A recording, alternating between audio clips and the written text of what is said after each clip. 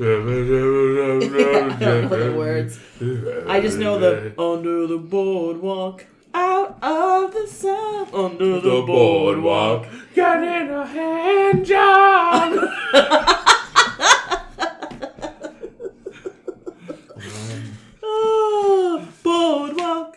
Boardwalk. Hand jobs.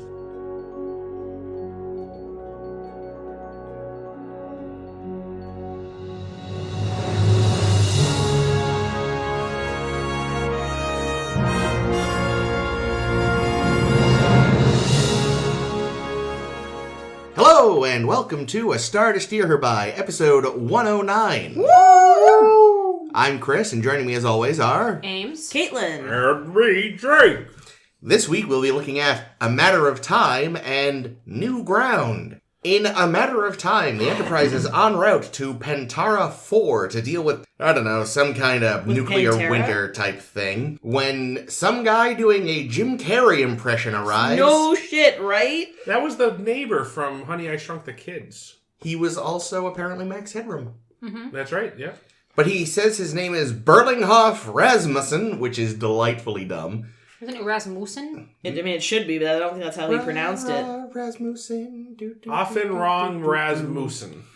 Anyway, he says he is a time traveler from the 26th century here to observe this mission. He can't get into details for obvious reasons. And he goes around and he talks to people, gives them little surveys to do. Data overdoes it because of course. But he also starts pocketing things. What's going on? And hitting on Bev. And What's going she seems on? kind of into it, which is Oh, she horrifying. was definitely Her panties into are it. on the floor. Terrible. Clean up in sick bay. Meanwhile, everything the Enterprise tries to do to help Pantera 4 or whatever just makes things worse. And Picard is all, future man, violate your prime directive so I can save these people in an act of incredible hypocrisy. No, sometimes he violates the Prime Directive. Yeah, like, we'll- when he feels like it. We'll get to that. Well, And then, they save the day by turning the Enterprise into a lightning rod, and nothing bad happens. And then he's all like, well, time for me to go. And then they're like, we think you stole a bunch of stuff. And he's like, ha ha, that's silly. And he says, fine, we'll let Data onto the ship. And Data comes on, and he's like, ha ha, I am a time traveler, but I'm from the 22nd century. Some guy from the 26th came back to the 22nd, I stole his car, and now I'm going to take a bunch of 24th century stuff, bring it back to the 22nd, and make myself rich by inventing, quote-unquote, them. But now I'm just going to kidnap you! But it turns out the Enterprise computer had disabled the phaser he was going to knock Data out with, so he goes to space prison, and... really, it's much better for him, because now he lives in a society that doesn't have money. He'll be fine. And he's no longer in New Jersey. yeah, but he's in prison. Yeah. It's better than New Jersey. Plus, it's 24th century Wouldn't it be prison. New Jersey by then? He's in 24th century prison. He's probably going to be, let out to talk to those historians like Picard said. He's going to have a great time. And then, in New Ground, Christ save us, Alexander is back. The new one. Yes, the second Alexander. It's not at all improved. No. Yep. Mama Worf shows up to be all like, Worf, raising your boy is pain in the ass. He's yours now. And Worf's like, Meanwhile, Daddy and I are going far, far away where you'll never find us. Yes. Meanwhile, some alien scientist has decided to ruin the design of starships by making external warp Yeah, drive. Sonoran waves or something? Silaton? Yeah. Stilton cheese wave, I'm calling it. The Stilton Yikes. cheese wave, and that's actually the B Does it plot. go well with the beef Wellington? Very. But so they activate the wave and the ship is launched and it looks like the test ship is launched. Looks like They it's activate working. the wave. I'm imagining it's like Yeah, in baseball. Yeah, exactly. The ship kerplodes, but the wave keeps going, and they're like, "Oh crap! This It's wave's really actually hard gonna to stop the wave once you get it going. murder this planet." So they have to catch up, and stuff happens. Meanwhile, Alexander's an annoying little shit. He keeps stealing stuff and saying he didn't, and Worf gives him a speech about honor, and he's like, "Okay, Dad," but then he keeps being all shit. Yeah, I promise I won't lie. LOL. And then when things, when the climax hits, the stories dovetail. Alexander is about to be sent off to Klingon school, so he's saying goodbye to his lizard friends Oh, they were so cute. in the weird little, natural history museum the Enterprise D apparently has. Not a waste of space there at were all. some of only 15 of those things still alive. Thank God that they have that conservation place. Yeah, that makes sense. Yeah, it's all the little models of shit that's dead that doesn't make sense. And they're what, Grilgos, whatever they're called? Something like that. They're only there temporarily because they're being moved to a new place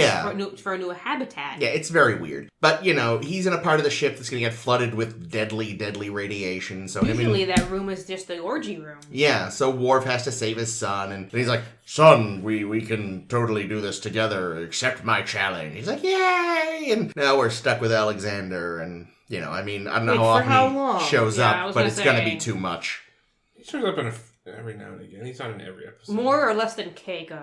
Probably on par. Yeah. You don't see Keiko that much, though, in the show so far. Look, any Alexander is too much Alexander. But here's the thing, we don't see him on DS9, and then we do see him on DS9, but he's suddenly an adult. So is he hot? No. Oh. He kind of, honestly, you'd think he's a Doros to look at him. He might be. We discussed that what is Kaylar up to? The math of when she conceived doesn't add up. I have to give the makeup artist credit. When they crafted the headpiece, they had it match Worf's pretty well. That's true. Yeah, but the kid looked fucking ridiculous because he's got a fucking head the size of Michael Dorn's, but he's 2 feet tall. Well, yeah, he's got a tiny little body. He's bigger than the other kid. Klingons have to... previous Alexander. Well, that's good, because he's probably supposed to be a year or two older. Klingons also they grow into their ridges. That's all. Yeah, I hate it. I thought he looked terrible. But we'll get to that. First up, A Matter of Time and Space Jim Carrey. Dude, really, that's exactly what it was. I could not place it. I was like, you don't sound even remotely like you belong anywhere near here. You sound patently like you're full of shit. They were originally going to give the role to Robin Williams. Oh but my he was busy God, shooting wonderful. No, that would have been weird. I think he would have. I think he would have hammed. He would have morked it up. It would have been. Yeah, but this guy tried to, and he was terrible at it. Instead he was doing the Riddler before Jim Carrey was the Riddler. Yeah, I was gonna say I don't think Jim Carrey had really broken out big at this point. Ace Ventura would have come out by now, I think. In 91? No, sorry, it was 94. But no, I think at this point, at the very least, he was probably already appearing on In Living Color. Yeah, but and he was already doing his Jim Carrey But shtick. this guy was already in his Jim Carrey Honey, I Shrunk the Kids by now. Well, yes, but he wasn't being Jim Carrey in that. He was kind of... Was he? I haven't seen it in years. I mean, well, let's not forget, though, that Jim Carrey and this guy really are just Jerry Lewis impersonators at the end of the day. Insult to injury there. To whom? Yes, well, no, I'm serious. Everyone. Jim Carrey is just, he's basically doing everything Jerry Lewis did 4 years earlier. Yeah, but better, in my opinion. No, yeah, different eras. And then this guy, I think, was doing the same thing. But it's basically the skinny, lanky, physical comic routine, Yeah, but there's even just something about, his inflection. By a random flailing of his limbs. Yes. But Jerry Lewis was almost always, the funny guy to, the nice, pretty boys, whatever. Jerry Lewis usually played the foil to a better-looking, less goofy man. Jim Carrey was more of a solo act. Yeah. Yeah, but his strongest stuff is when he's not doing Jim Carrey. Yeah. In my opinion, I think Jim Carrey's best films are Cable Guy. He's still pretty which is Jim I think Carrey, is criminally underrated. I know a lot of people with that opinion. I saw it in theaters after Ace Ventura came out, and I was too young to really understand it. I think. So to me, I was just pissed that it wasn't Ace Ventura. Yeah, I think that's the thing. I think it was the first movie that kind of was a little more serious and didn't. I mean, he was still doing a lot of mugging and stuff, but it wasn't Ace Ventura. It wasn't The Mask. Yeah, I definitely have to. I should give that a rewatch at some point because I'm sure I actually really like it. It's got a lot nowadays. of good references, but then also Truman Show, obviously, Spotless Mind. Truman Show is so heartbreaking. Yeah, so he does really good with a semi-comedic or more dramatic script, and I prefer those to the zany comedies of I really liked his Bruce Almighty, which I didn't think I would ever say because it's very it gets a little preachy at the end, which I don't like. But Earth Girls Are Easy might have come out by this point. Oh, that's right. Funny. Him and he was one of the was aliens. It was him. Jeff Goldblum was the lead.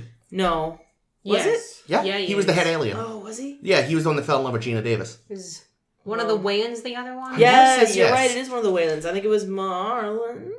I do not remember. Anyway, I'm gonna look it up. to give this guy a little credit, though, I don't think he was impersonating Jim Carrey. I do think that is sort of probably a coincidence. It's his style as well. I mean, if you've seen him in other things, he does a similar routine. Yeah, but yeah, it's one of those things that in retrospect, it's like all you end up seeing, and it's weird. No, it was Damon.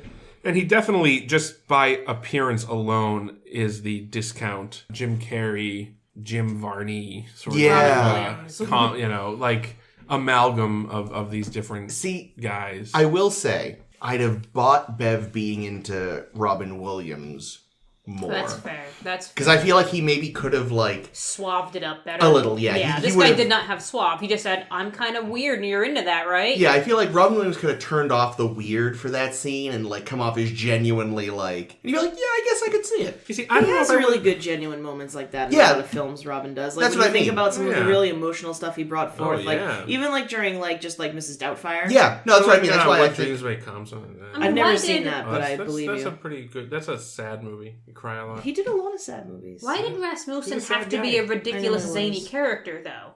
That's a good question. I mean, I guess he's a con man, and maybe that's part of his shtick of hiding the fact that he's a con man, is to say, well, maybe if it's hidden under zany, they won't pick up on the con that's happening. If he's just constantly on. Con.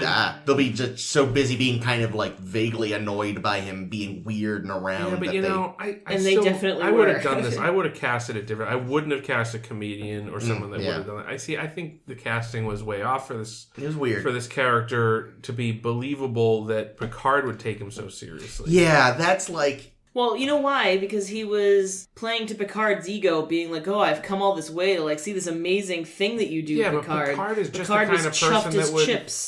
Picard's just the kind of person that would see through that.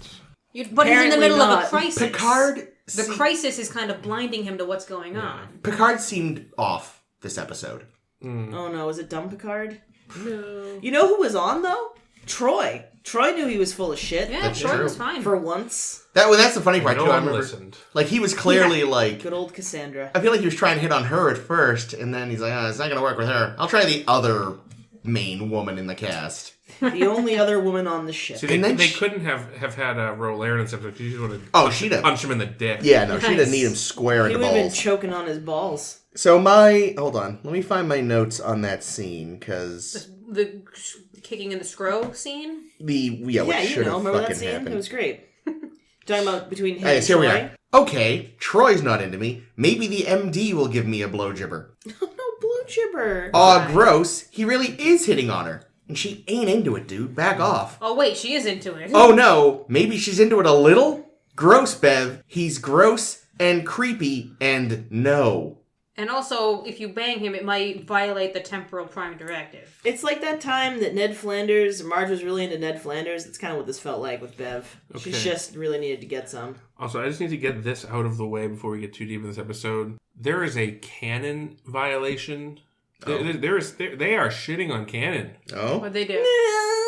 There's a scene where Rasmussen asks everyone what they think the biggest development of the last 200 years. Oh, yes. Worf says the phaser. Which is not true because they appear in Enterprise, but that doesn't come till later, so... That's a retcon. Zephyr Cochrane. That's a retcon. But yeah, Zephyr Cochrane, that's established. I mean, I don't know, are the dates established for Zephyr Cochrane in TOS? I don't think so. I think they only ever said early 21st century. I thought it was late 21st century. Their TOS dates are shots in the dark and and they vary from episode to episode. And remember when the Doctor was 3,000 years old and then he was only 900 years old? Yeah, but the point being, Riker saying that warp drive didn't exist in the 22nd century is kind of... I don't know. I mean, I guess that also kind of gets retconned by First Contact. Was it possibly. warp drive or the warp coil? Well, the warp coil is necessary for warp. Was there originally a different version that you use a different type of? I don't think so. And I would have given him that benefit of the doubt, except he goes right on to say he says, "Oh, the development of the warp coil," and then he says something to the effect of, "Without warp drive, we would have been limited to only a very small portion of the galaxy." Yeah. So the implication being that the warp coil is necessary for warp drive. Which, that reminds me though, sort of a moment that works better in retrospect. Minor spoilers for First Contact ahead if you've not seen it. check the description. I'll put a timestamp. The movie or the episode? The The movie. movie. There's a moment on the bridge when they're planning the scoliosis wave or whatever it's called there. Scoliosis. Where wave. Geordi's all Scrotum excited, and he's like, "This would be like being with Zephram Cochrane during the first warp flight." I also caught that. I mentioned that. I made that remark. And it's like, "Ha! Guess what, Geordi? I mean, that is the next episode, so I guess we'll talk about that one. That wasn't this." No. Right? No, the scoliosis yeah. wave is. God, I'm mashing them together already. They both are talking about, it would be great to be a fly on the wall. Fly on the wall would have been a better title for this episode, by the way. Ooh, yes. Um. Spoilers over. So yeah, Umox. Umox. Ooh, I've nice. never had umox like this before. But you think, like, the first hint to Picard that something is wrong, right?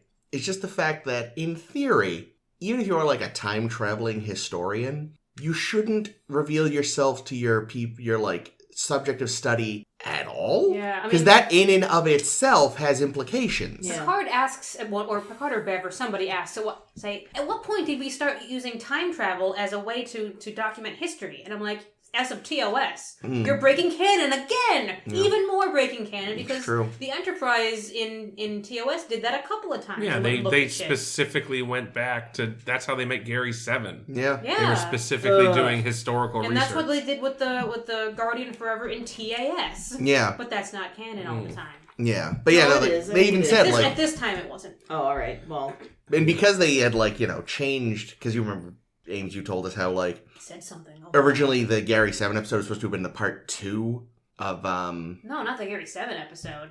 No. Tomorrow was yesterday. The fighter pilot. Oh, right. But Captain yeah. Christopher or whatever. his name was. Right. That's I what thought you were talking about Mission Earth. No, Awesome. yeah, But yeah, yes. yeah. Assignment Earth was the First one possible. where they were specifically at Earth to watch a significant event Yeah, like, in history. once Starfleet realized they could use the slingshot effect to purposely go back in time, they were like, let's just go look at everything. But we can't can't interfere, or Spock will have to wear a hat. But yeah, like, in theory, if there are time-traveling In historians, theory, they it's are... a terrible episode. It is. They're doing their best to, like, hide themselves. They're like, hi, I'm a random traveler at this starbase. Can I chill out on your ship? And they'd be like, sure! Because in TNG, they don't have security. Any asshole Do you could just think- visit for a while. You think In Theory was called In Theory because the writers were like, you think this will be a good episode? And someone Well, went, it's in got data theory. in it, so... In theory. Data max on a woman, in theory, people love that. Anyway, historians. Yeah, I don't know. I think if there are time traveling historians from the future, then they're probably using duck blinds. You know, Yeah. they would What is be the Mintakans? Using what? duck blinds, like Yeah, the like the Mintakans. Mintakans and when they had the cloaked base and the mountain. I don't remember. Who watches the Watchers? Oh, yes, I do remember now. But also, Sorry. or just like a cloaked ship or something, you know? Just Or again, if you do want to, like, meet somebody, you just... pretend to not be a time traveler. Yeah, you go, I mean, you go to... You know, if you know enough about them, you arrange to be somewhere where you know they're going to be that's kind of public. But, and, yeah. Have your meet cute with them. yeah. So yeah, that should have definitely been I mean, not to say, like, obviously this guy was a con artist, Yeah. so of course he wasn't doing that, but Right. Picard should have been tipped off. Yeah, to the like, fact- right away, you Wait should a have been minute. like, you're the worst historian since... Yeah, that's when you Indiana create, Jones. You create a much better story and say, give me all the information. At the end of this, I'm just going to wipe all your memories so you don't remember any of this, so that it doesn't affect the temporal prime directive. Yeah, there we go. That's a fine That's what I part. would do. But he And then doesn't. he could But be he as probably weird as he doesn't. wants. He doesn't know about the prime directive. Speaking of the probably. prime directive, He met a time travel. Oh, that's right. Yeah. He He probably. probably killed him. Oh, he definitely killed him. Oh, yeah. Yeah. speaking of temporal prime directive, I like how Picard in this episode is like, you know, we have this prime directive. I'm sure you have, you know, there's a temporal equivalent to that directive, and then in Forever After now there is an official temporal prime directive. Yeah. Just because Picard said that thing that once. Yep. Picard's famous. But yeah, that was such bullshit to And me. so humble. It's like, it's one thing to violate your own prime directive because it is bullshit that lets you be a coward. It's another to ask a person to risk their very existence and future. Like, they're just not comparable to me. Right.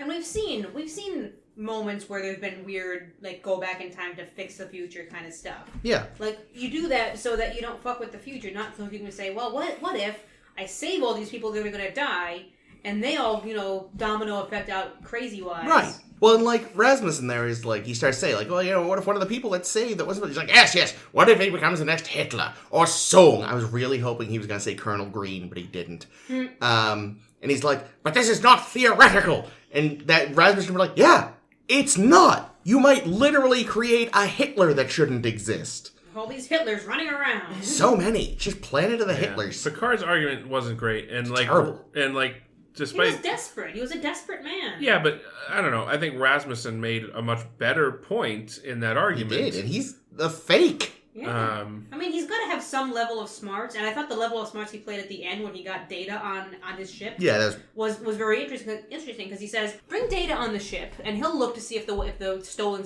goods are in here, because he won't be, he'll be able to not tell you what future technology he sees because he's a robot. I thought Picard said, I'll order him not to tell us what he sees on the ship. I thought that's what actually happened. Well, he said it because Rasmussen said, all right, Mr. Data then. And he's like, why Data? And Picard's like, because he'll have to listen to my orders. Gotcha. Where it falls apart is when, he reveals the extra layer in his schemery. When he says, well, in reality, I'm just going to kidnap you, Data. Ha ha ha ha ha ha. And pass you off as my own invention. To which I say, wow, you can pretend to have invented Data? Good fucking luck, dude. Yeah, not even Data can invent Data. He tried. He failed. Work. He ended up with Lal, and she was awful. Admittedly, though, he doesn't know that, But Yale too, that was like, oh yeah, he won't be able to describe any future tech he sees in there. So, Data, what did you see? Bunch of silver walls and a panel that looked no different than any of ours, really? Yeah, but the other thing too about Rasmussen's plan is, I have a feeling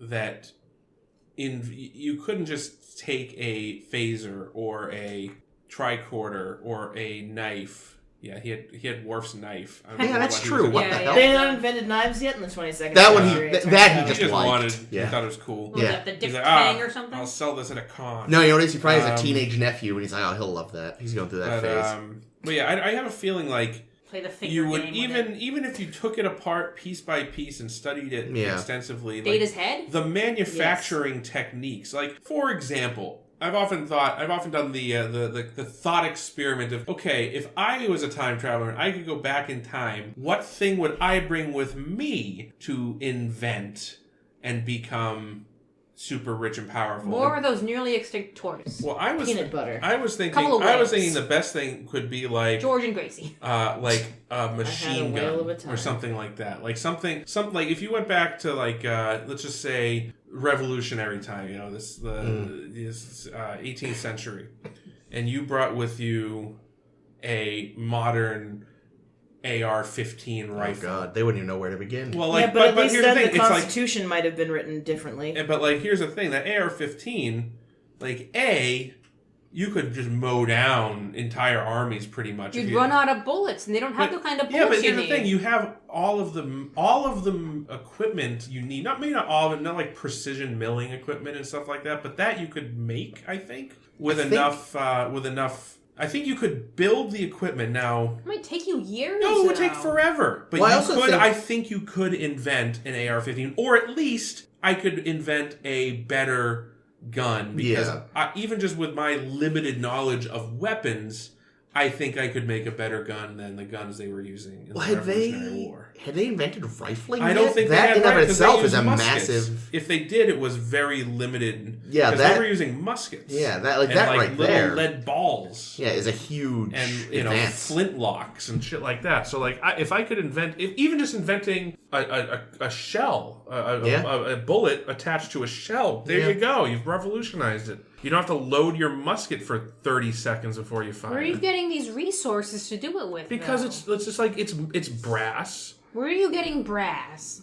They have brass. They have lead. They have all the things that are in a modern bullet. You just pop up to the nearest general store and say, "I would like a pound of brass." You'd have to you find and befriend a blacksmith. Yeah, it starts from there. Yeah, you would need some smithing training. But point is, you'd have to establish yourself. That is stuff that I could bring back to the past and maybe have a chance at inventing. But if I brought back a computer, not only do they would think you were a witch. There'd be nothing to plug it into. There'd be nothing to plug it into, or a cell phone. I don't know, something. But like, here's the thing: the techniques to create this, the ability the physical ability to make a processor or any parts of a computer do not exist. They're using like lithography and clean rooms and it just wouldn't work. You couldn't make it. That's why I would never invent anything. I would just grab like as much money as I could. Like really, what he should have brought back with him and go back in time. I don't know if he would have been able to fit it into his all the money that says into his 2006 ship, on it. If he could have just taken a replicator,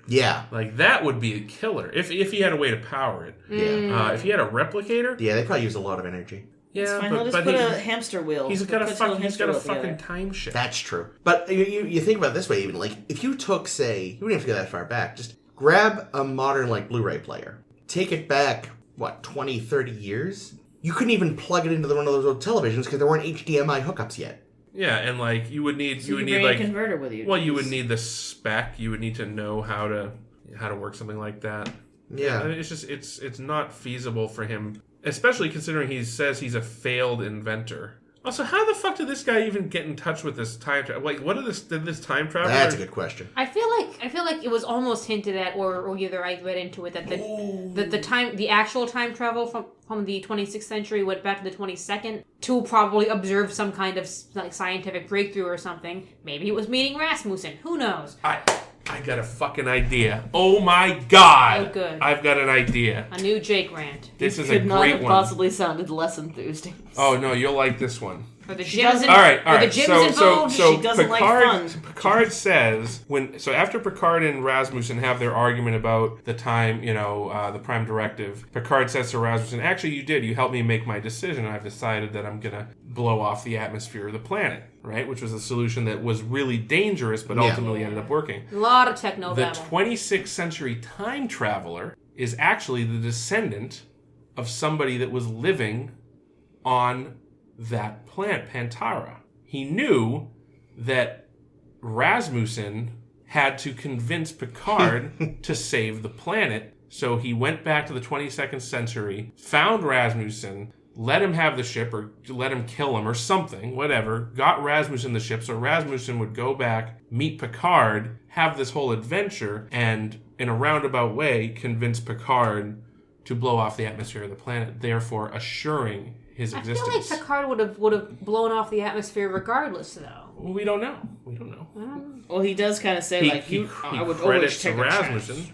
How much time do you think they had before that nuclear winter was about to set in? Could they have, it was already taken everybody off the planet first? They just said in it would case? be a matter of days, and they said there's millions of people on the planet. So I got nothing. Store them all in the transporter. Done. Yeah, I mean, they probably could have done evacuation if they had enough ships and enough time, but it didn't sound like they probably would have had time before their first failed attempt with the drilling into the ground to release CO2. Heat up the atmosphere that was going... And they said it was going to be, a nuclear fallout like that in the 21st century. I'm like, uh-oh. Getting closer every day. Yep.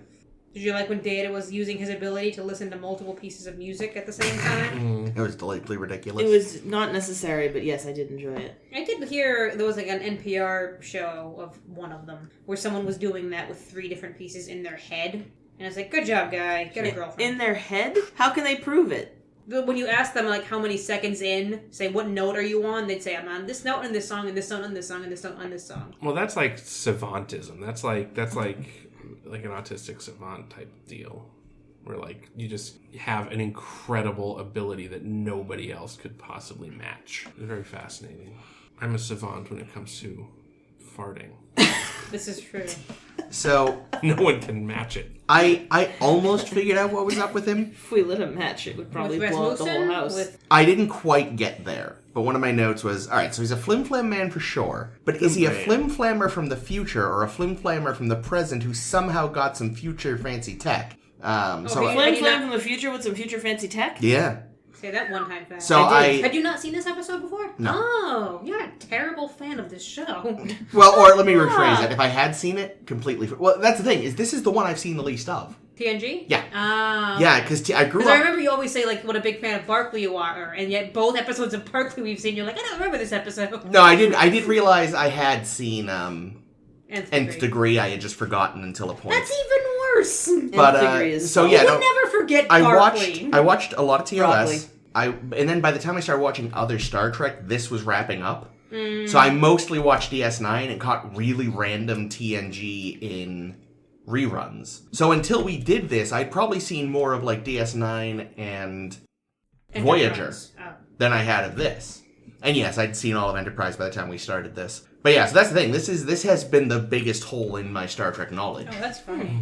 Well, me too, by the fact that it's like the longest series. No, this DS9 and Voyager are all 7 seasons. Was that true? Yeah. Oh, damn. There's a hi kitten. 7 seasons of that shitty intro song? No, Enterprise is 4. Oh, okay. I like Voyager's intro song. But no, there was an episode of Orville that was very like this episode, but they do the time travel character a lot better, I thought. Is that the one with Charlize Theron? Yes. Because also she's great. Yeah, well, that one's interesting, too, because that one I feel like is an amalgamation of this episode and of Our Mrs. Reynolds from Firefly. Which is another. That's the one where a woman. Is that the when Mal's wife comes Yeah, out? the big titties. Oh, she's fun. She's got big cans. Oh, when she comes back, you mean? No, she comes. It's the first episode with her. Yeah, what's her name? Who was in Mad Men? Yeah, you know, with the really Christina big Hendricks. tits. That's it. Yeah. Oh, I didn't know she was in that. Yeah, she I was. didn't know she had really big tits. She is. Can't miss 'em. She does, and she was really hot in that episode. Yeah, I've never seen Firefly. Well, It's you worth should. watching. It's worth watching. Do a 10-4 on Firefly. Oh, I love Firefly. Maybe a quick 10-4 mini-series. Anywho, yeah, it is very reminiscent of that episode. So here's another theory related to my theory. Okay. Let's say let's pretend Rasmussen is actually from the future. Yeah? What? Which is what he posits. That he wasn't actually from the 26th. And he lies to Data? That he was telling the truth the whole time. But lied to Data. To Data. For what purpose? So that they would arrest him and keep him in the 24th century. Oh, is he fleeing something? Because he's fleeing. Because he was a flim-flam Well, then he artist in the could've- future, too. He could have been much shadier throughout, though. Well, that's and gotten himself arrested in other ways. Well, that's true. Or just not gone back. Or not told people that he was a time traveler. Or destroyed his ship and be like, oh, can't go back now. True. Bad theory. Anyway. Good try, though. Thanks for playing. It's a good start. Given time and effort, you might come up with why it makes sense. Wow. Okay, that was so condescending. It was not supposed to be. It was a good try, Jake. Pats you on the head. So barring the predestination paradox, what the hell was a 26th century time traveler doing with Rasmussen in the 22nd century? Probably butt stuff. I was going to say, yeah, probably that. Well, I don't know. Everything I think of only makes sense. It's illegal in the retrospect. 26th. Yeah. Wow. Like, once we get to Enterprise, I'll have all sorts of theories, but... Well, yeah, but this member now, he might be from the 22nd century, but he is pre-warp. I choose to believe that Riker just fucked up his dates. Or, perhaps, okay, here we go. Here's one. So many theories. Perhaps the time pod, which went back to the 22nd century without Rasmussen, somebody in the 22nd century is going to find it. Oh, yeah.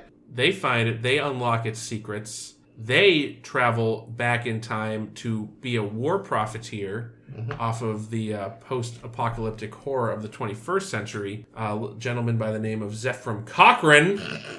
He invents warp drive, because if you see that guy, he's just a fucking drunkard. Yeah. Like, he didn't invent shit. I like this theory best of all. Yeah. So Zephram Cochrane is just some loser who finds finds the time pod, figures out how to get into it, figures out how to use it.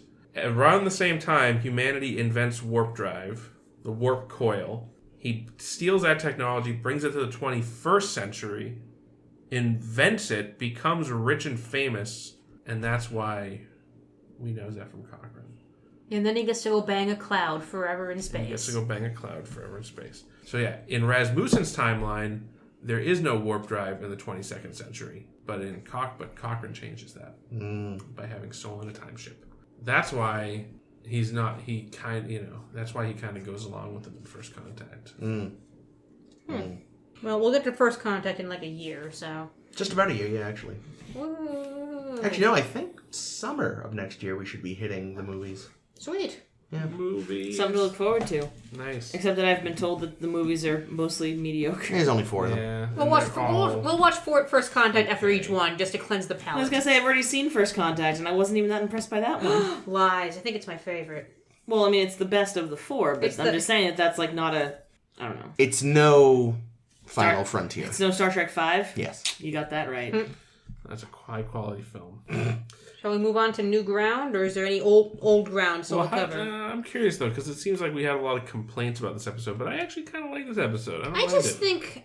Oh, it's I fun. feel like if they did Rasmussen a different way and didn't make him just comic relief 90% of the time, then it could have been a much more science fiction heavy episode, which is what I like. But I'm also often in that one category of fan that likes that. Yeah, I think I would have liked to see a version of this episode with a more serious take on Rasmussen. Yeah, and Picard being a Maybe little a more darker. like a little more on the ball. Like it really feels like he just was a little drunk this week or something. Yeah. One thing I did want to mention though is that like, so is it just coincidence that he just happens to show up right behind the Enterprise and just luck, or did he somehow know the Enterprise was going to be there? I bet his ship has a lot of the technology that kind of does most of the work for him. It probably had some archives. But like, and then, why choose that mission? Or did he just, again, pick a random page out I of think a it was book? coincidence. Yeah. Maybe he picked Bev. I mean, Maybe it was- the mission he picked was. And what in day was sickbay. Bev thirstiest? This I day? thought- Go. Every day. And I do think the actor did a pretty good job with the whole portraying the idea that I know what's happening. Oh, but, definitely. But I can't tell you Yeah. when he really didn't know Yeah, I what had was no fucking happening. clue. It's amazing how similar not actually knowing versus pretending you can't say can look alike. That's something they say in The Good Place, isn't it? Eleanor says something about like a lie that's closer to the truth is easier to stick to. Yeah. And also just like the moments when he, I don't know, just like, and this is more credit to the writing, I guess, but where he just like makes comments like, oh, Riker, you're taller in person, or Worf, do you always sit on that side of the table? Yeah. Like just things like that, which are... Oh, fascinating. Also, Picard has clearly never heard of nerds. He's like, surely the placement of my book can't be a point of debate. No. Oh, There's is. like reenactors in the future doing this stuff. Come on, Chris has named the fish, so... No, I didn't name the fish. Other people did. I just found it online. I insist on using the name, though. Anyway, A fish. but yeah, I did like that touch to the episode that Yeah. they threw a lot of that stuff in, because it made it more... When you know the secret, when you know what the outcome is, and you know that he's a shyster, Yeah. it makes it entertaining, I think. Yeah, no, it's a fun episode Yeah. for its flaws, but it's not, it's not going to make the top 3, but it's not awful. It's amusing. It's one I'd watch again. Yeah. Yeah, the questionnaires were kind of silly. Worf hates questionnaires, which is hilarious. Yeah. That was really funny. There was a whole scene where Picard had like a piece of quartz in his hand that he was just rubbing. I was like, "What are you doing?" Oh, that's his Picard? That's his desk crystal. What's he doing with You it? can get Realigning his chakras. You can get a very overpriced replica from Roddenberry.com if you want to rip yourself off. Why would you do that? Is it just a piece of glass, or I mean, it's do cut they the actually, right do they way. actually cut a quartz? I don't think it's a quartz crystal, but they claim it's some kind of crystal. Crystal quartz skull. is cheap, so it could be quartz. Yeah, I did like, Did you see Roddenberry.com? Yeah, it's like an overpriced Star Trek shop. They sell, like, even for overpriced replica tat, their prices are ludicrous. Huh. Like, they have a replica. You can get a Picard's desktop computer now. Oh yeah, you told me about that. Yeah, you sent it just, me a link to it just, I remember. all it does is look like it. It doesn't actually doesn't work as a work. monitor. Yeah, It just, that's silly. the button just either turns the screen on or off. There aren't interchangeable screens. $2,500. Yikes! But, No, I'm 3D printing yeah, seriously. But, and selling for $1,000. There you go. but yeah, I did like one Just last spell thing. on Roddenberry the other way and set up your own shop. the little note to Data. I should have limited you to 50,000 words or whatever. I thought best if I was thorough. Oh yeah, I just found the desk crystal. Yeah, but you see, that's probably the most valuable thing he has, because remember, his Oh, yeah. questionnaire was really just a trick to get people to talk about Yeah. the technology. future. You know, And also keep everybody busy while he robs them blind. like in reality, Data's questionnaire was probably contained stuff that would have maybe helped him reverse engineer the tech had he gotten it back home. Especially because he was going to phaser him, knock him out. Yeah. Was he going to wake up again? Who knows? It's a lead crystal. Okay. Lead. Yeah. Lead anyway. 12.8 ounces, 1-to-1 scale replica. $100. Yeah, it is $99. I'm surprised they didn't go bigger. It's very Well, it's lead. If they're actually going with quartz. So, It's sold out, by the way. You won't have your chance. oh, darn. But you We'll have can. to go back in time and steal one. But you can buy a $349 batleth. Ooh, that actually doesn't sound bad. Is it actually sharp? You can sharpen it. True. I mean, honestly, if it's 1-1 scale, 350 It is. isn't too bad. Sturdy aluminium construction. Aluminum. Speaking of batleths, Worf's shitty kid. Oh, he's the worst. Oh I hate my him. god. Is he worse than the original one? I can't tell. Yes, because he has more I was lines. gonna say he talks more, certainly. They gave him some fight choreo, and I was like, ugh, this is novice level? No, this is baby level. Someone needs to teach that little fuck how to hold a batleth. I will say, Worf tried. the episode is mostly terrible, but I did really appreciate when Worf is watching him fight, and he kind of forgets from it while he's there, and he's like, he's doing little, like, gestures. It's like, that felt very real and dad, you know? Yeah. Credit to Michael Dorn, he was really good at being a dad-like figure, but the episode made me want to die. Mm-hmm. Who hates kids more, Worf or Picard? Picard. Amy. Yes, that is there we correct. go. No, the whole thing, like watching this episode, like, you know, we know a lot of our friends have kids, and like life is so goddamn hard when you have kids. Yeah. Luckily, I don't think any of us at the table are ever going to be in the company of kids for more than 5 minutes at a time. Not with, no, hopefully not. So, like, you know, you go on a ship and you get a phone call from Troy saying, oh, we need to talk to Alexander and set up his such and such meeting. Oh, we need to put him in mental therapy because he's fucked up in the head. And then his teacher calls. Mental therapy.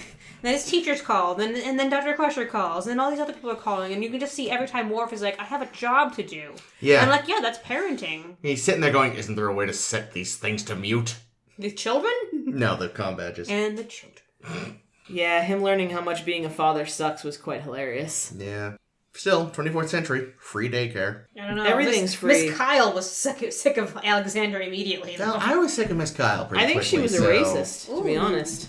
Oh, yeah. Probably. No, I don't know if I really think that, but I do think that Alexander was is a she- horrible shit, and she did sort of seem to... Is she trained to raise Klingons, though? I mean, is I mean, anyone? there's a whole it's Klingon still a kid. school. Yeah, but he's a piece of shit. Yeah, but you know, Lots of kids are pieces Worf's of whole shit. thing That's about this true. Klingon school, I can only imagine the fucking hell that a Klingon school is. It sounds like Sparta times It's 1,000. Worf has never been to one. And like, here's the thing about fucking Worf and Alexander is that Alexander, Worf doesn't want him. No. He pawned him off immediately on his human parents. Well, Yep. he needs a family, and I couldn't. And give here's him the other that. thing. And his mother, Kaylar, Was hot. was hot and specifically rejected Klingon way of life. She Yeah. helped in her own way. Well, yeah, she helped in her own way, but she would not have wanted Alexander to go to a No, Klingon that's school true. and No. get beaten and No. hit with pain sticks and shit. Seriously, Klingon schools sound like they're almost as bad as, like, mid-20th century British boarding schools. Yeah, exactly. Almost as bad? You can't have any meat if you don't eat your pudding. I think it's the other way around. I yes. feel like... No, I feel like in there's... Klingon it is. Like, you want to get to the meat is You the... can't have your cock if you don't eat your pudding. I feel like there's more love in a Klingon school than a British boarding school. Yeah, it's probably like real hippy dippy shit. They're just like, all right, children, we're gonna sit around in a circle at the batleth. Read us your romantic poetry, children. Sing us some Klingon. So, yeah. I bet there is. I bet there's like a like- semester of That's the thing, of they clearly romantic, appreciate- romantic poetry. Yeah, they're reading. really into the romantic gestures and stuff. Well, yeah, they appreciate the arts. Like, there would be a robust like arts warning course. her before you stick it in her butthole. They're really Whoa. into that. What about when you stick it in her boob hole? No, that's fine. You don't need to. Yeah, you don't need to. Yeah, don't that's have to warn stupid. her about that. She'll the- see that coming. The window to the boobs, The as windows, you put it. the boob window. The eyes are the windows to the boobs. Anyway, yeah, I don't know. I just, regardless of the quality of the episode, I do think that it shows a side of Worf that is disappointing in his personality. That he just seems to me like he's just looking for ways to get rid of this I problem. mean, that's Yeah, but- realistic as a character, though. But also, like, here's to be fair, is that, like, this kid has been kicking around for who knows how long. The woman who, like, rejected him utterly has been hiding this kid from him. He knew he had a kid for, like, 5 minutes, and then his mom died. he wasn't in any way ready. He has no preparation. I mean, Yeah, this never happens. But then again, like, he stuck it in. He didn't wrap it up. He's And got here's the responsibility. And where's Wow. what was his name? Sergey But if Rozhenko? maybe he would have Where's he? suggested, taking care of it. I posit that No, Alexander killed Sergey That's by terrible. accident because he's such a shit. I mean, here's the thing, right? Killed Sergey? Who's The father. the stepfather? With all I know, right? classes. Where's Dad? I don't know. He's not off here. doing his thing or whatever. Sadly, though, his He's last in the words are hospital. like, I have all the schematics. sadly, Georgia Brown, who played Helena, died 5 months after this aired. Oh, no. That's a bummer. That is a bummer. So now you I really love can't pawn Mama. Alexander back on her. Wow. But here's the thing. Like, yeah, on the one hand, Worf wasn't ready. On the other hand, Worf is also supposedly all about honor and family duty and shit. Like, it's like, wait, you're my secret brother? Then I'll do anything for you. Wait, you're my actual son. Into the trash with You know, you. in that way, it does seem like maybe Worf does think that he's doing the best for Alexander, like by, we're going to send you to the Klingon school and you're going to learn respect and discipline. Yeah. You know. It's like sending a kid off to military school to how to straighten him out. Yeah, but it's pretty much. I feel like it's been shown pretty strongly that doing Military that school to is children awful. actually fucks them up pretty bad. Doing anything to children fucks them up Well, pretty that's bad. true. They're children. Being children fucks you up pretty bad. I had a great childhood. I'm still fucked up. I had I a don't know, okay you went to childhood. Catholic school. It's a That's whole true. nother. Okay. Oh, yeah, no, that's a realm whole of mind extra fuckery. layer of... Well, and I mean, she grew up in Connecticut. Yeah, that and that too. You know, Roman Catholicism Points against. should probably be outlawed. It's okay. I moved there voluntarily, Ames. And I say this as a lapsed Catholic myself. I'm A lot not of just things. racist. Aren't you though?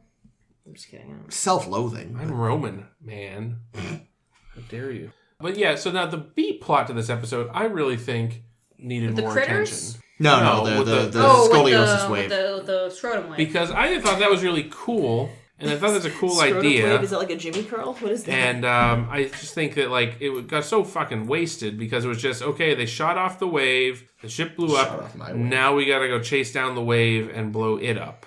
I don't know, I wanted more. Did Yeah, you? it was 'Cause very- it was so obvious that it wasn't going to work, Yeah, and it looked from the second they talked about like what they were going to do, like, we're going to shoot it toward this planet, and then that planet has to be deflected or that was something. Chekhov's fucking planet. Well, not that. I don't know what you would call that. Pavel's So planet. it's funny because I was watching this, of course, going in, because the description on Netflix, like, there's this happening plus Worf's son, and so the way it's written, it seems like that'll be the B plot.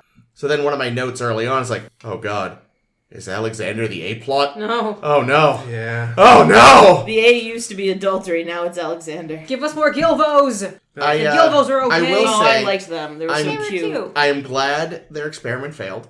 Because one of Geordi's remarks, like, oh yeah, no warp drive, no bulky this, no nacelles. I'm like, whoa. You're gonna fuck up Starship aesthetics for this nonsense? No, but here's the up thing. Starship. So here's They the could thing. be more pretty if they go another way. No, so here's the thing, right? So remember, in order for this thing to work in its current form, you need both. You need a ground station on one side, and you need a ground station on the other side to dissipate the So you wave. can't go into like You could use it space for exploration. that are outside of planets. It would really be good for commuting Yeah, or in shuttle. Freighting. Or Yeah. luxury Oh liners. yeah, any kind of transport of materials, especially from- within a system. or if you That's true, or actually. That'd be mining, to move raw materials back and forth. It would be great because you just need this. You need the ground units on both sides to deal with the wave. Now that's actually, and this is a real thing. Is there's a proposed sort of hypothetical, theorized propulsion. I think I've mentioned it even before. Light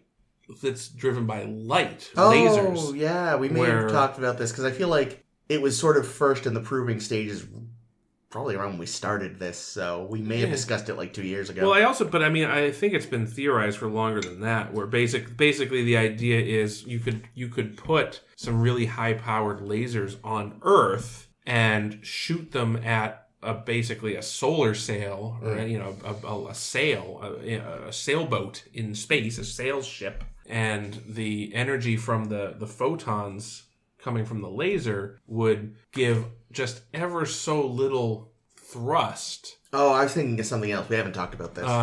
It would impart just ever so, just the energy of those photons would just push the ship ever so slightly. But if they're high powered enough, and remember, in space you don't have any like wind resistance or no anything, friction. nothing's going to slow you down. So you could, over time, you could build up a ship to going very, very, very fast over a long enough period of time. With a powerful enough laser, you could probably have it going relativistic speed. 10% speed of light or something. They could probably even combine that with a bit of clever gravitational slingshotting like they did with the space program. Yeah. So they would do that all the time. They'd build up some speed by orbiting the right way. So yeah, I think I did find the idea of this propulsion system fascinating. Yeah. And it would have been fascinating to have a more in-depth story built around it than what they had, but where it really was just, how do we get the ship in trouble? Yeah. So that we can get Alexander in trouble and then rescue him. Okay, here's a question, because I think I missed this. Why was the bio lab on fire? Because the wave hit them and fucked blew out some a shit bunch up. of their shit. And why didn't... Okay, if they knew that it was going to be a problem, why did no one save the critters? Because it was Alexander because they had evacuated that whole section. Well, if there you're was being evacuating, you wasn't take it the also- critters with you. But there might not have been anyone in there because it's just a natural history. Whatever the Who's shit. in charge of them? I don't know, but Well, I think they weren't expecting to get hit was the thing. Yeah, so you go back, you get them, you But leave what I again. mean is, just no one may have been in there when You they got beam hit. them out. I mean, they had other thoughts at that point. Also, No, there's someone on that ship. It's a big fucking ship. There's someone whose job it is. someone really The should have been biologist freaking on out the about ship those Well, yeah, it's fucking probably- reptiles. For because sure. that guy died, okay? It's some That's the thing. He civilian. might have. It's some We don't civilian's job, and when they ran into Chief O'Brien, to be like, "We have to save the lizards." You're like, "Fuck off! We're in the middle of a red alert. Fuck off. I'm hiding from my wife. I don't give a fuck about your fucking lizard. You fuck." I'm hoping she was. I'm hoping Keiko was in that. For a second, I assumed Alexander was just a pyromaniac and a liar and a thief Oh, if and only. a child, which is the worst of he them. never all. he never stops being shitty. That's Yeah, the no. thing about Alexander. Throughout Yay. he's he becomes a more interesting character, I think, in DS9, but he's still shitty. He still sucks. As an actor, a Klingon, or a person? As a Yes. Klingon, as a person, Yeah. the actor might be a little better in DS9. Oh, 'Cause that's he's an fine, adult. 'cause he's an adult. So they say that the white rhino has gone extinct by whatever year. I forget. Is the white rhino already extinct? We lost No. one of the black rhinos Yeah, recently. there's certain, because there's a lot of Many white rhino is a species. broad Yes. definition, and there's many subspecies that are all Okay. considered white rhinos. So, Otherwise, I was still thinking that they were pretty optimistic I think about it how long the the white rhino's northern gonna the last. northern white rhino or something like that was one that recently got it. But here's the thing. By the time we get to 24th century, we have got to have the technology to Clone them. So unless that's part of Create a part- Jurassic Park, but with rhinos. Oh my god! part of the anti con legislation is you also can't clone animals. I think we're saying some scientists somewhere are saving DNA. I would hope of so. course they are. Very, very nearly. I'm sure Oh they my are. god, that's so nice. There's hope. So, according to Wikipedia, Seriously. the most reliable source on the internet, It is better than Memory Alpha. the even. southern white rhinoceros is near threatened, Oh, okay. which is only one step below least concern, so it's doing okay. But the northern white rhinoceros is critically endangered, Oh, so you were really close. which is only one step above extinct in the wild, okay. which is one step above Extinct. just extinct. So yes, the northern white rhino is in a great deal of trouble. The southern white rhino sounds like they're doing okay at the moment. Well, I feel like I read an article where, I don't know, maybe it's the southern white rhino, that they actually have basically farms for rhinos so that they can... Humanely is a word I'm going to say, even though it's not really human, but it's better than killing them. Take their Humanely horn? harvest their horns.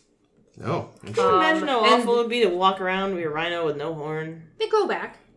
They're like fingernails. Because they're like nails. Yeah. Why the fuck are we killing these animals if they're... Because it's easier that People way. are stupid. Yeah, but that's ridiculous. It's a cheaper than just It's you know, all having a rhino. it's all superstition stuff too. It's all like for like Oh, yeah. It's all for like magic medicine. makes your I cock was bigger gonna or say, isn't something. it like boner pills? It's for mostly like- boner pills mostly for, boner like- stuff. Even though I we wanna actually say Has have no one realized that doesn't fucking boner work? pills. Maybe they We actually stopped? have boner pills now. Well, you know what's interesting actually- is that like I read about this thing where they flooded the Chinese market with fake ivory.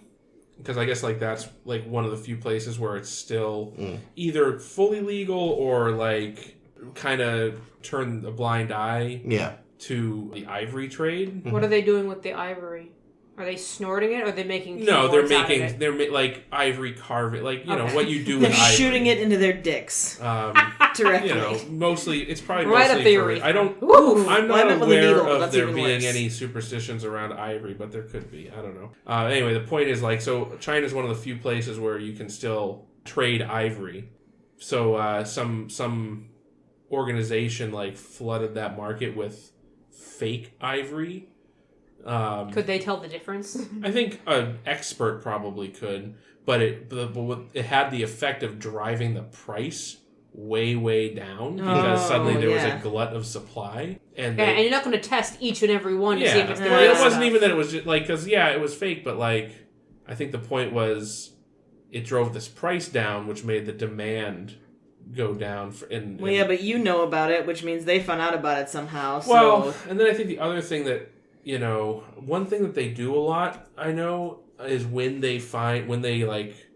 governments and actually find like ivory stashes, they usually end up burning it, which or like that's the destroying opposite of what it. you should do because that just drives the price up further. Right, exactly. It's sort of it's counterintuitive because you're like, oh well, we have to, we don't want to encourage this behavior because the people that killed the elephants are okay. Yeah, they don't get to profit off of it now. But if I was like a government in some country that had a problem with poaching and I found a poacher's stash of tusks, You'd start your own black market? I would just dump them into the market, sell them, take the money from that sale, use it for conservation efforts. Yes, buy yourself Stampy. Well, it's No, the here's thing. what The you do. rhino's already dead. I mean, Here's what you at do. that point. Yeah, you can't bring the elephant and the You rhino make back. a very realistic replica of whatever animal the ivory was stolen from. Put it on, trot it out, and then when some Are you poachers wearing show it like up, a costume? you're hiding it like a tank. Oh, okay.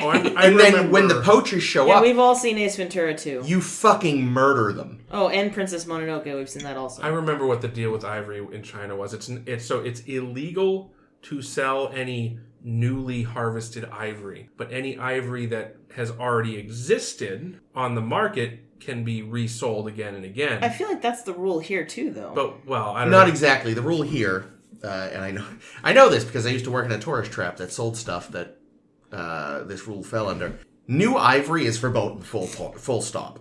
Like to buy or sell, like it's no. Right, obviously. Only antique ivory can still be bought and sold. So like we actually had some stuff where people got their hands on like antique ivory and carved it again into something else. But it sounds like it sounds more like what the Cuban cigar situation used to be here.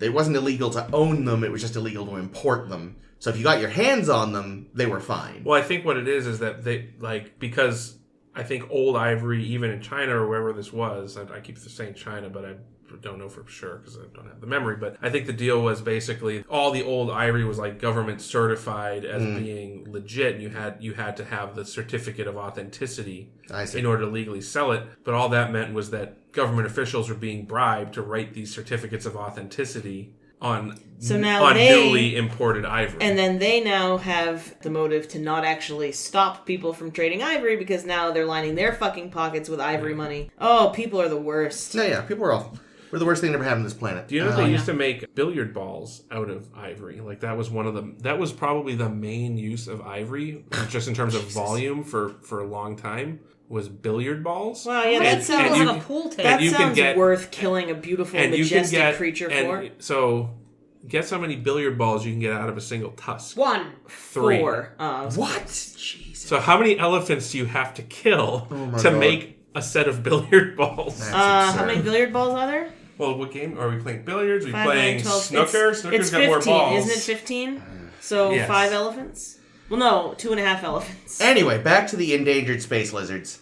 Yay, They were cute. awesome. Who made them? Do we know? Were Oh, they I like didn't see.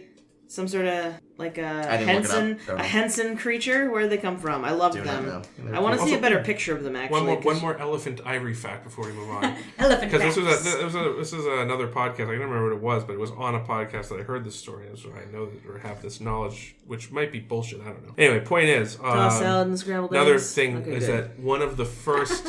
So obviously it was very expensive to make billiard balls because you had to kill so many elephants to get them. So somebody thought, well, I can solve this. I have this. I found, they invented a material to create.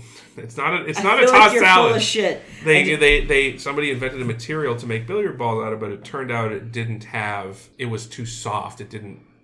You hit him with one ball, it just cracks. It didn't behave the same way as an actual ivory ball. So that type of that material didn't work out. But what they did find out about that material is that you could use it for many other things, Like boner pills.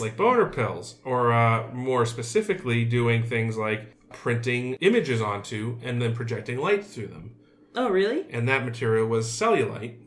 Oh, Or no, celluloid. Celluloid. Cellulite's on ladies' Bodies. They probably on men's bums too. My bum is tight. That's true. He's got a nice Cellulite. Celluloid. So that was celluloid. Why is Chris Which fingering your was, butt? What just happened? One of the first plastics. yeah. Nice. Very cool. So plastic was invented sort of to save elephants. No, we tried, and then we killed. And the then we planet. ruined the Yeah. planet with plastic. Yay! Speaking of plastic, Uh-huh. one of my notes here. God, I hope they have better children's toys by the 24th century than those stupid wood beads on plastic poles.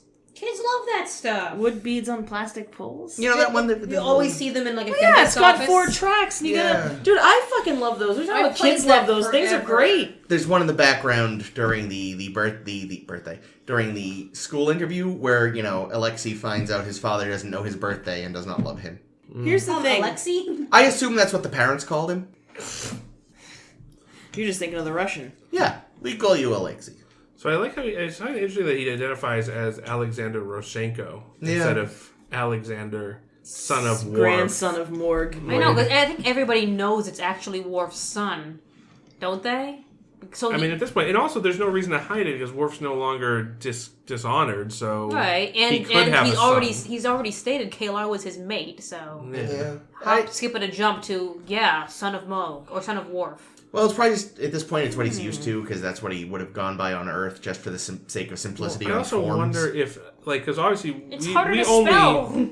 Worf really only goes by his first name whenever he's on the ship, and he only is son of Moog when he's dealing with Klingons. I wonder Yeah, if in his ceremonial actual stuff. legal last name is Roshenko. The name on his Oh, that's an idea. Starfleet Like, I badge wonder if when he somewhere was- actually says. I wonder if when he was adopted by the Roshenkos, if His name is took Worf their Roshenko. name. Yeah. He got his Aw. driver's license at 16. It said Worf Roshenko. He had like acne and braces and shit. They humanized it to Warren. Warren Roshenko! No. My name isn't fucking Warren. Stop calling me Warren. New Where's that headcanon, from? Warren Roshenko, Empire Records. His name isn't fucking Warren. I thought his name was Warren. But yeah, this episode was tedious. Yeah, but Yeah, we it did was learn great. Worf's a great daddy, sort Is of. he? No, he wasn't He great at the learns. start. He learns Of course fast. he wasn't, but he had to get better. I don't know if he learns. He says had he's the gonna kid for a learn. day. We'll see what happens. I mean, the No, thing but I mean, is- like, he ran into a burning thing to save his kid. I mean, mean, that's... He went in to Security save chief. the puppets. No, he did not. They Riker were was gonna there to leave save him. the I puppet. like Riker how was like, fuck him! And the kid was like, no! They're my only friend. I kind of wish they had recreated that scene from Pee-wee's Great Adventure, and like Riker just runs out of the burning room like covered in them, and he just screams and falls over, like when Pee-wee's got the snakes. I haven't seen that movie in, like, my whole life. Oh yeah, he Ages. saves all these animals from a burning pet store, and the last thing he does is he saves the snakes because he keeps running past them because he's freaked out because they're snakes. And finally, at the end, they're like the only thing left to save. And he's like, oh, and he like runs out holding them. I Had think to be there's snakes. like one over his shoulder, ah, and then he passes out. He's like, what? Ah, and then he passes out. So, Ah. aside from the fire, the other reason... Not as hot as the fire. Sorry. What? That's it. Okay. Aside from the fire, the other reason they needed to get Alexander out of there so fast was because when they detonated the photons... Yeah, it was was going to gonna- flood with bullshit. But here's the thing. Out in the Literal hallway bullshit. was okay. Apparently, Yeah, I yeah. was about to say. Like, they just Yeah, I leave had the that room, thought, they're like, too. all right, we're all set now. They're behind those really sturdy doors, okay? Like, what? Yeah, Keep running. I was expecting to keep running as well. I was Yeah. like, oh, we're good? Yeah, okay. Logical. It was. The doors are made of lead vests. Don't worry about it. Don't think about it too much. It's fine. No, And never. like the whole countdown thing was pretty stupid. With Yeah. like, oh, it's 20 kilometers away. Oh, it's 5 kilometers. Oh, it's 2. Oh my God, it's right on top of He's us. doing remember a thinking- countdown. I remember thinking that staying 20 kilometers behind the thing or in front of the thing or whatever seemed like really, really close considering the speeds they were going. Yeah, that is. Am I really- wrong? I No, mean, it that's feels like I was like something traveling at the speed of light would travel 20 kilometers in like a nanosecond. probably less than a nanosecond. But Like- yeah, they're like, yeah, you gotta stay at least 20. And I was like, how the fuck are they gonna do that? Very careful. I mean, I guess they've matched speed with the thing, but as soon as they started losing speed, the thing should have overtaken them almost immediately. Yeah. My- shit. my note You've on that- made me question all of the measurements now because I feel like was it you? No, or was it a visitor? Was it when Rossi? When Rossi or Carl was here, where they're talking about how that having the trap That is was Rossi. ridiculous. Oh, was it Rossi? Yeah, because it's like, yeah, that's like It would have fit within fucking nothing. the Like, orbit between the Earth and the Moon. All right, well then Rossi is making me think about all the distances But yeah, and how they're bullshit numbers. My note on that was like, when they're like, the wave is currently warp 7.2, and Picard's like, go to warp 7.21. It's like, the price is right, Gambit. Well, here's the thing, right? So I'm pretty sure that fairly recently. So it used to be that the meter was a physical object in France. The kilogram definitely is. The kilogram still is a physical object. Where's France? What do they do there? It's a dead place. What what language do they They speak mostly there? speak English, and they're mostly English people that live there. Oh, okay, good.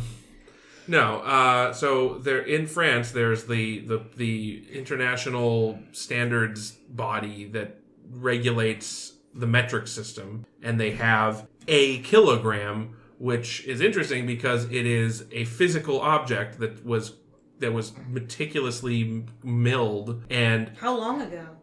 1800s. A couple weeks ago.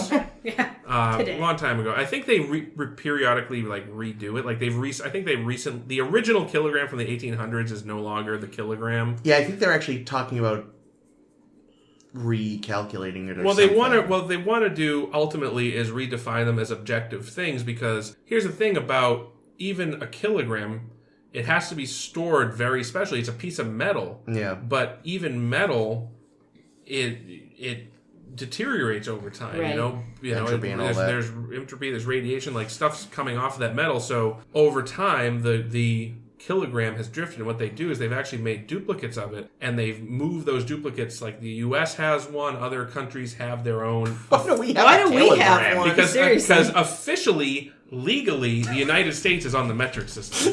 Really? Yeah, I think it was either Ford or Carter. that made us metric during the run. Listen to you laugh. Jimmy Carter is a great man. He builds houses for homeless Jimmy people. Carter- It wasn't is- just him; it was Congress. A great man, but that was gave a up fuck the up. So peanut we are farm. officially a metric country. We just don't use it except for measuring soda cans. country, my ass. But anyway, so the point is that, so the different countries have their own copy of the kilogram, and periodically they have to compare it to the real kilogram. So they do a whole thing. They fly it back in a special box. Stop. And they find that they actually drift. There's a drift, but no matter what, if by some miracle that kilogram in France gained mass, that would be the new kilogram, because the kilogram currently the kilogram is only defined as the weight of a particular piece of metal in France. This is some fucking That's- stupid ass That's bullshit. something that just the So French are keeping going so they can feel useful. So that is really stupid. So what they've been Where doing, do they keep the watt? they don't. Well, that's the thing. So Christopher Lloyd's house. So most of the other most of the other SI units have been redefined not by a physical object, but by an objective thing that can be measured anywhere. So one example, and I don't know the exact number, but a meter is actually defined as like, I don't know, but for example, the distance a light will travel or in such and such amount of time, or what have you, something that you could theoretically measure and it's objectively defined, is versus being, here is a stick that we have cut to a length, this is the meter, Right. and they I just kind of wish that was the way. Like, do they also have, what else is there? They got anything else that you can have kilos of? Damn it. yeah, no, I mean that's how they used to all be.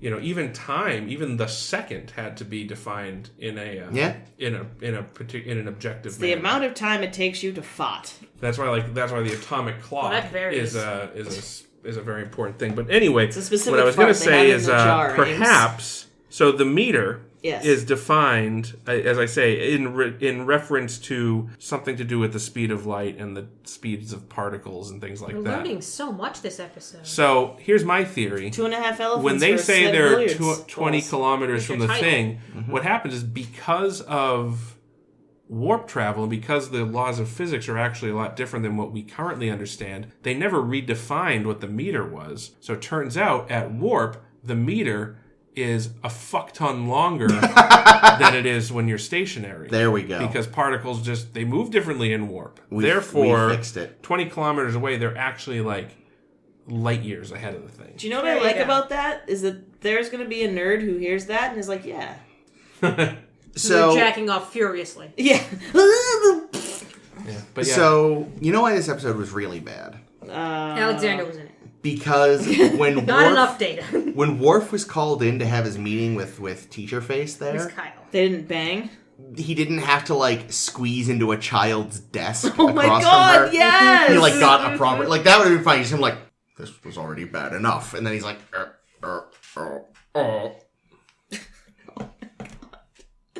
I am not a married man. Also, Skeletor is back. This episode isn't a complete waste. Yeah, Skeletor. I love Skeletor. What? The In the guy on the holodeck? holodeck that fights Alexander. Oh, yes. He's Okay, shown I up was a like, few ooh. times. Yes. Worf's, Fucking- Mr. Bonehead. Fucking Worf's bone buddy. who is it that says It's been really lonely since Killar passed away. That's why the holodeck program is different for Alexander, because normally Worf fucks him at the end. no? That's novice. To mode. death. To death, it should be noted. Was it Troy? Someone says to Worf at one point, like, "Oh, I'm not here to judge your parenting." Was that Troy? Yeah, Or that was Yeah. Troy. It's like, I'm not here to judge, but I'm judging. But you suck I'm at being Troy. a dad, Worf. Jesus. I don't know. Troy was a mother for a day, and she thinks she knows fucking everything. Yeah. She's really. also a trained therapist, so She's- hopefully yeah, she she does. is- Allegedly. She is so eager to like get them into family therapy. She's like way too excited for Dude, that. because she has nobody else. No one She's else got needs her shit. O'Brien. Yeah, little Oh. Molly O'Brien. Come on, that kid's gonna be fucked up. Oh god, last episode, one thing I meant to say, I'll make it quick. I really feel bad for that guy whose leg was all fucked up. I saw that. What the fuck 'Cause happened to him? I assumed he was kayaking with Kayaking O'Brien. accident. But then he's like, she's still in the middle of fixing him. He's like, oh, could I see a neural stimulation? She's like, oh, sure. And just walks away from this guy she's treating instead of having a nurse do it. Listen, he's on an opium drip right now. He's fine. I was that poor Bash like, oh, I guess Poor- I'll yeah. wait here then while I'm still gushing. You could have cleaned the wound. That's normally step one. Bitch. Bitch. Oh yeah, my joke. What happened to this asshole's leg? Mugatu get out? Ha! Mugatu? It was that big big white Yeti Yeti monster. from. Poisoned TOS? Kirk. He's in the picture, right? Yeah, of course. Yeah, he's in on the top of the With the really Oh, with the- uncomfortable, with the like, witch rhino doctor horn. lady. Yeah. Okay, so here's the real question. How many Mugatos do you need for billiard ball set? 7. I No, don't it's know. got to be less than elephants. Well, Surely. we didn't tell you how many testicles it has, so Are its testicles of ivory? yeah, why not? You could actually just use its testicles as a billiard ball. And they're perfectly round. Oh, I don't know. I didn't even see what it was. Not everybody keeps their genitals in the same place, Caitlin. Oh, that? That All right, looks fun. are we done I'm with done, these? done. Can we do Done, go into the done, outro? I'm a dum dum. So one last thing. I do think though that the way Geordi was talking, the plan was that eventually ships would be able to generate their own skadoodly waves there. And just point them in whatever direction? Or... I guess. So that's where I got confused. Like, Starships you need would have someone been to dissipate it? Ruined forever. Yeah, I don't know. Yeah, That's interesting. Like, No, they would, starships wouldn't be ruined forever. They would come up with new, prettier things. No, they wouldn't. They'd look dumb without nacelles. Starfleet ships are beautiful. Well, it also sounds the like- Tholian ships don't have nacelles. Yeah, they look dumb. No, they look cool. It seems though like if the thing so the idea was that it's going to increase velocity indefinitely. Oh. That seems like it would even with the caveat, if you could get over the ship exploding aspect of it, that would still be pretty useful. You could like imagine if Voyager had that. Yeah, it's true. Well, imagine a lot of things. They would never be able to stop, but Well, they Jump out quickly Yeah, now! they make it. It's like, all right, 5 minutes to the sun. Everyone jump now. Well, Not you, Harry. Or teleport now. But Whatever. and then they I all like turn into Harry. I lizards. have nothing against him. I just feel like, Janeway would probably try to kill him just because. All right, well, that's all we got for these 2 episodes. So I guess we'll just talk about what's happening next week, which is some more episodes. what? Wow. That's right. So next week we will be talking about hero worship. Hero worship. Heroes worship. Hero worship. We worship a hero. We're gonna get on a worship Yes. with heroes. Heroes. And as well as violations. Those will be coming up next week. But until then, you should join us on Twitter. And, well, we're not really on Twitter that much. I don't Not even want really. to mention it, but whatever. It's there. You can follow us on Twitter. We won't post shit, but, at least we can count the numbers, I guess. I don't know. You can also find us on Paint by numbers. Tumblr. So there's some great stuff on there, some great stories and articles, recaps about our tops and bottoms every season. So check that out on Tumblr. Our name there is SSHB Podcast. And you can also get there by going to sshbpodcast.com on your internet. We're also on Facebook. That's the one we mostly use. Search for Stardust Hear Her By. We post all kinds of stuff. Memes. Memes. Reposting things from Memes. shit posting. Yeah, Posting. we do that. We do memes. We post about the shows. We invite you to talk back on our comments and tell us how fucking idiots we are. Yak back. Yak back. Oh my God, remember that That thing? was a fun Yes. toy. No, it wasn't. Not really. They No, made it it look like was- it was going to be it fun. did And one it was lame irritating shit. thing. I never had one. I knew someone that had one. I thought. I think I had one. I mean, I did too, but it was still lame. I bet there's We an all got app now. fooled. Anywho, so yeah, you can find us on all those social media platforms. You can also download this podcast at iTunes and Google Play, and you can find us on SoundCloud. Did I do that right? Well, You good did. job. Yes. You did. Good. Good enough. All right, so find us on all of those. And until next time, my name has been Jake. This has been Chris. This has been Ames. And this is always Caitlin.